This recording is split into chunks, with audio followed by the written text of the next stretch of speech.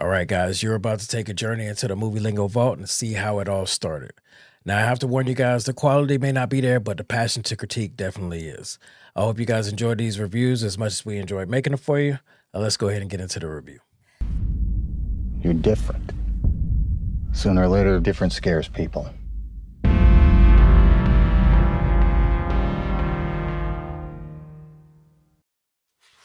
Hey everybody, welcome to another Movie Lingo discussion. I'm Iris. I'm Ron. And today, we're going to be discussing The Accountant. But before we start that, I just want to say hi everybody. Yes, Iris is back. I know it's been forever. Motherhood's been really taking up a lot of my time. But anyways, now to get back to the discussion. The Accountant, starring Ben Affleck and Anna Kendrick. Kind of. The movie is about, of course, Ben Affleck. He is a gentleman who suffers from autism, but he's high functioning. He has something called Asperger's syndrome. Basically, the movie starts out with him and his brother. They are being trained by their father, who was in the military, and a mother who leaves because she can't handle the drama. And he ends up becoming basically a hitman. They both do, actually, him and his brother. So basically, they just take you through the trials and tribulations of how, their lives went, how they separated, and then how they come back at the end. And Andrew Kendrick is kind of sprinkled in there a little bit as a love interest for Ben Affleck's character. And that's the gist of the movie. Ron, do you have anything to throw in? I think we just get right into it. All right. I think whether or not we like the movie, no rating yet. Oh, yes. Say. No, not at all. Okay, not yet. Not yet. So because you're back, I'll just swing it back to you. Did you like the movie? I actually did enjoy the movie. I have to say the best thing for me was the fact that his character had autism. I feel like it opened up, a side, that's not really, they don't have a lot of movies that are action, with something as serious as how the movie was, and then your main guy has autism. Like, that's not a normal character trait that they usually throw into movies.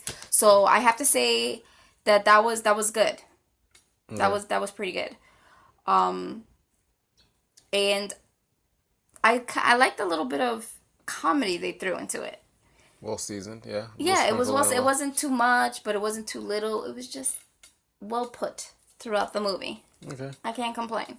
I would say I enjoyed the movie. I liked it. It was long though. I felt like the pace of it was like, yeah. They could have sped it up, especially the beginning, and it's almost like if his love interest didn't show up, I think that's when it was starting to lose some of the audience. And when you saw her come into play and you saw more jokes, that humor that was going almost all the way down to the end, it made up for the pace, almost like a train starting off slow. But I thought the pace was slow. But I enjoyed the movie. The autism thing, like you said before, it's a great topic because I think a lot of us look at autism as something negative. You know, you think of it and you think of something that makes you less of a person, unfortunately, without going into it and going off topic other than the movie.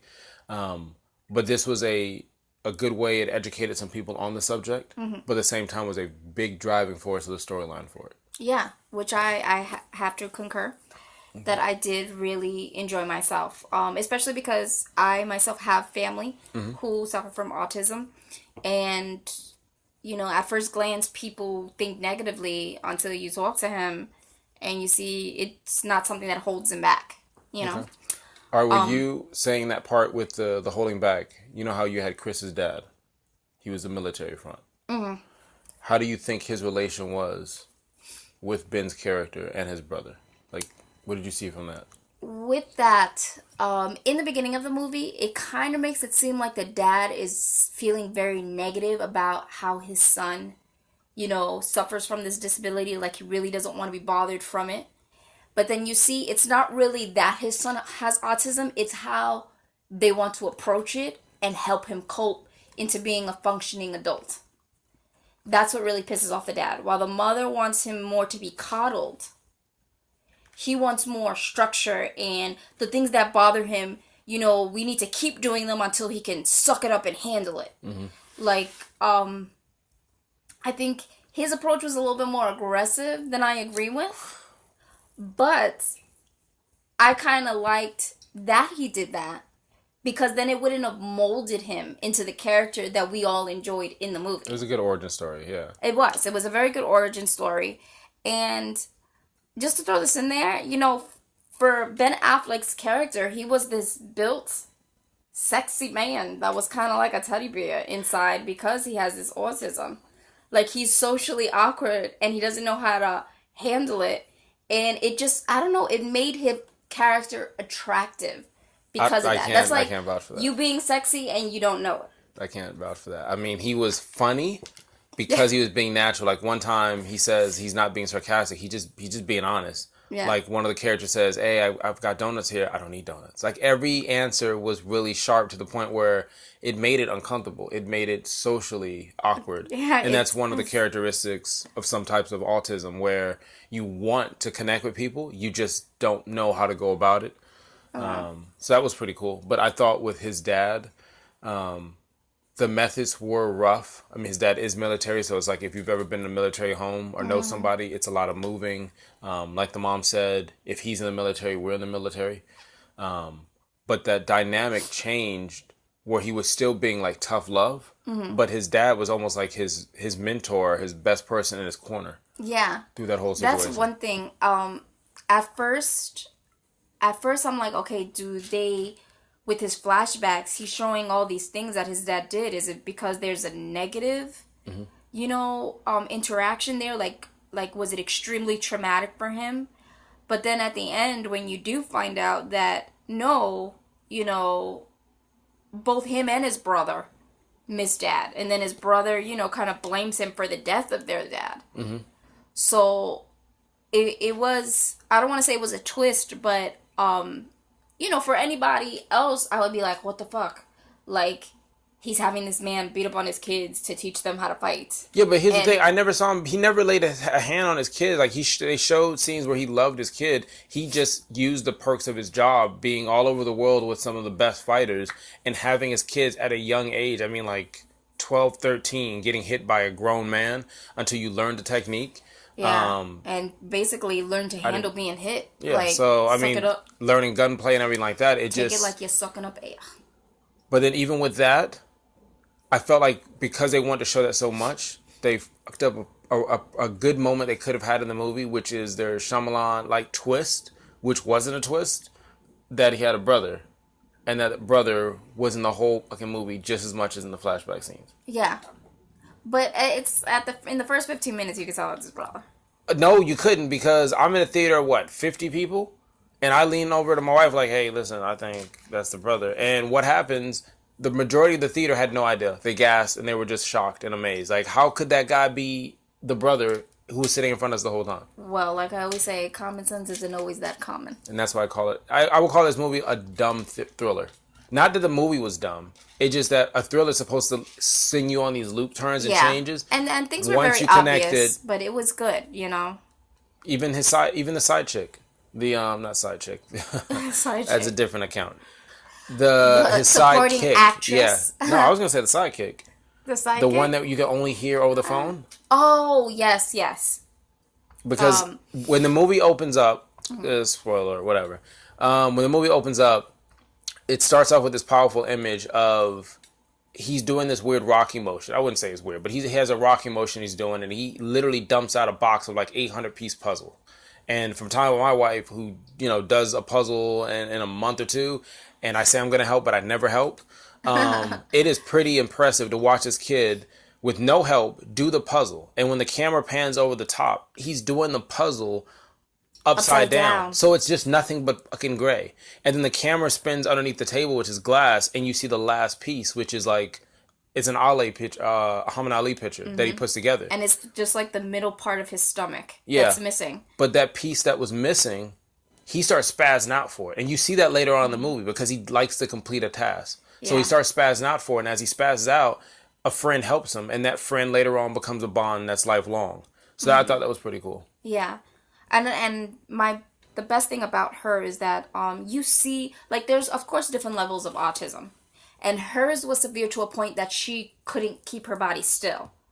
Like it was kind of like she would do like, what was it, like extreme beating on herself sometimes, and something that we're rapid not going hand to movement. act out Exactly. because we respect everybody. But it was it's sad, like it does make you look sad, to not be able to keep your body still like that. But you see that, just because she has that, situation that she deals with, she's Super still smart. Super smart. super brilliant. And and you find out later on, like at the end of the movie, that how she communicates, it's amazing. Yeah, they said she had a computer that could run the Pentagon. Like, that's what she was using, and she was like they didn't go into details, but they're almost hinting like she was a hacker, or she understood computers that way. A part that they also showed at the beginning part is his need to finish, and which the doctor said the same thing. When he couldn't find that piece, he freaks out. But later on in the movie, when he's trying to figure out the main character having the accountant problem, he can't figure it out, not for his doing, it's because they just literally, they're done with it. They're wiping off the board, they're getting rid of information, and you can see him trying to restrain himself.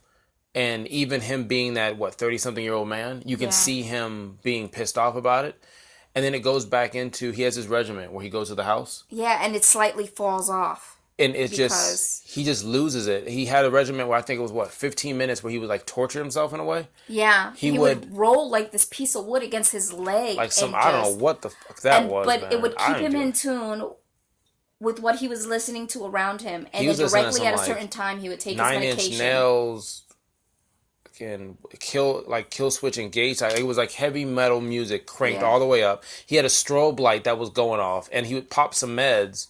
And he looked at when it first showed it, it was like he would roll it on his shin. And I was telling my wife, like, oh, I guess that's just to, get some strength or whatever. But then I started realizing this motherfucker's doing this shit to inflict pain on himself. I guess maybe to reset himself or have some type of grounding. I don't know what it is. But after that scene, I mean, he takes that stick and literally breaks it over his shin, blood and all. I'm like, that's pretty intense. It is. And you could tell, like, with that minor thing that happened in his day with not being able to finish, it like literally fucked up his whole day. Okay, so the next thing would be the love interest. How did you feel about that being put in the movie, sprinkled in there? I liked it because it was kept kind of neutral. They didn't bring it to be something extremely sexual. There was one moment which they're about, spoiler alert, sorry guys, where they're kind of about to kiss. When she leans close to him, but it doesn't happen.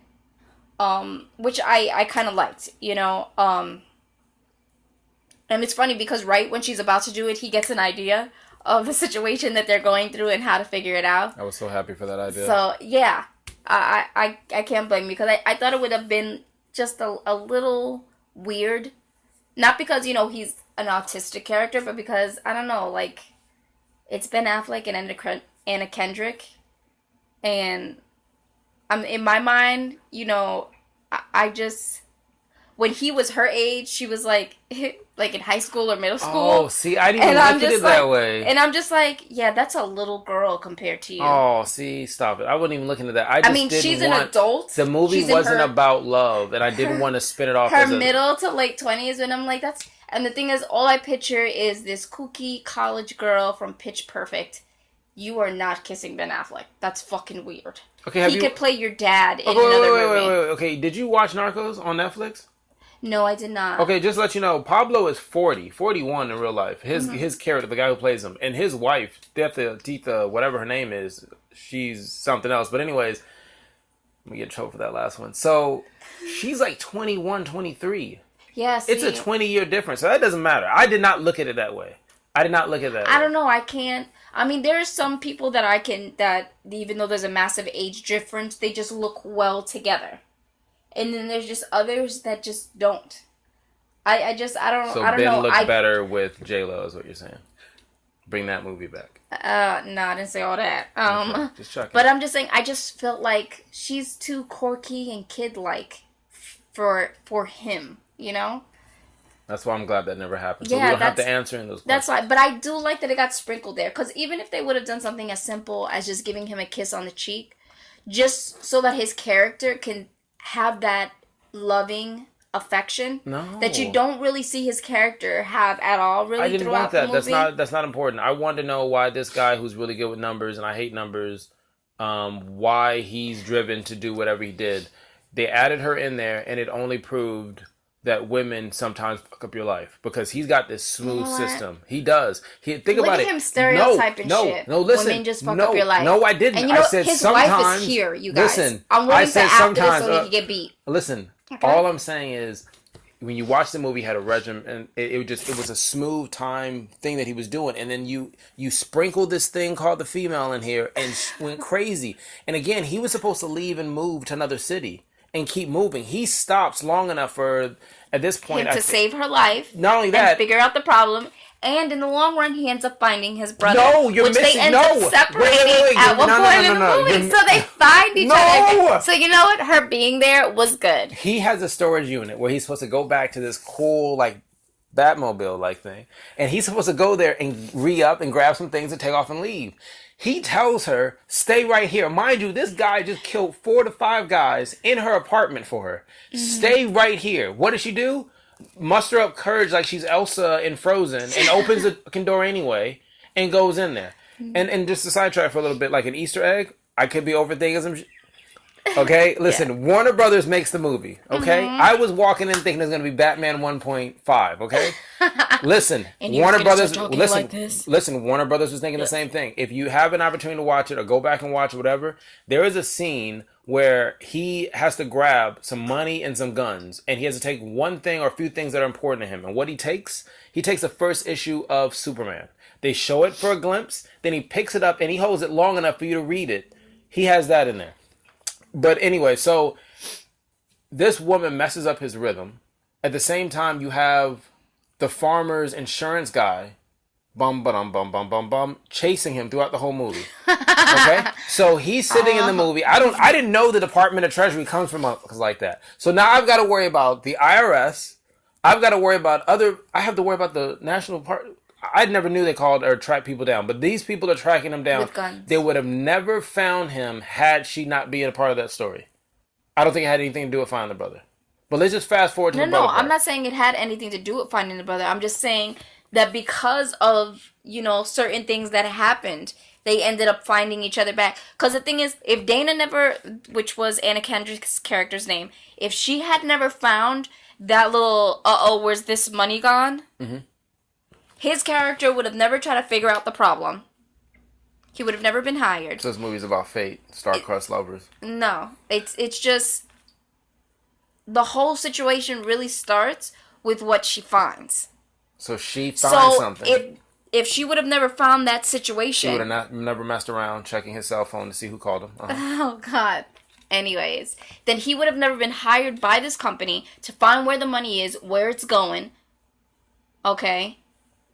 And then at the same time, the person that hires him ends up being the bad guy anyway, would have never hired his brother. Didn't see that coming. So I feel like in the end, her character needed to be there. Even if it wasn't Anna Kendrick and they picked somebody else to play the woman in the movie, she is the reason that all these situations had to happen in order for him to get back to his brother.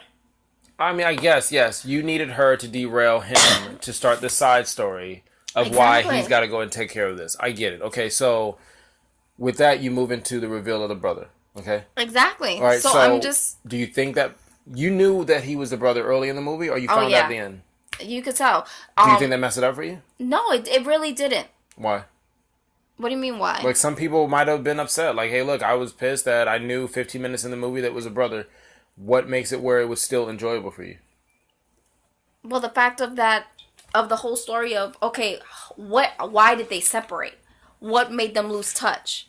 Mm-hmm. Not the fact that, I could tell that's his brother. Fuck. No, okay, that's his brother. Why aren't they together? What happened? That's what I was more curious about. So no, it didn't piss me off that I knew it was the brother. Okay. I mean, I wish I had a little bit more twist, but yeah, when they do the reveal, let's do a fighting scene. And much like most action movies, as soon as the two people who are supposed to kill each other fight, they decide to have a talk like it's Ellen. And they start to talk. I couldn't believe this shit, but they're actually having a talk as the guy who's, I guess, the villain of everything is watching from his laptop. And he's like, what the fuck? Yeah, he's trying to, I paid you to kill him. You're fighting to the death. Wait a minute. You're talking about your feelings. And while doing that, again, I could be just over, I could doing this maybe. Again, yes. Warner Brothers makes the movie, okay? Overthinking. I'm just saying, Batman punches the Punisher. Hey, okay, so he punches him, and when he does, there's blood that comes out of his mouth, and it makes a perfect, it looks just like Joker's smile. Like Heath Ledger Joker type shit. So on one side of his face. I'm just because, saying, you know, when people get punched in the mouth, blood doesn't come out. It does, but to wipe it that way, he kept it for a nice sentence or two, then wipes it off. They go back to having a conversation. But anyways, I guess they have a conversation. Instead of giving you a montage, they let you know what the relationship is and how they feel. They sing Kumbaya, and everybody's happy. And then they shoot the villain. Yeah, and let me tell you, the way they kill him, I think it's funny as hell. It was good. Because it's like they're talking. You're fucking interrupting me, so I'm going to shoot you in the head. Yeah, but he let him say, like, because you looked at John, I don't know his name. John, he's the guy. Yeah, there you go. He did Shrek and some other great movies. Third Rock from the Mars, whatever. Third Rock from Earth, something like a comedy, whatever.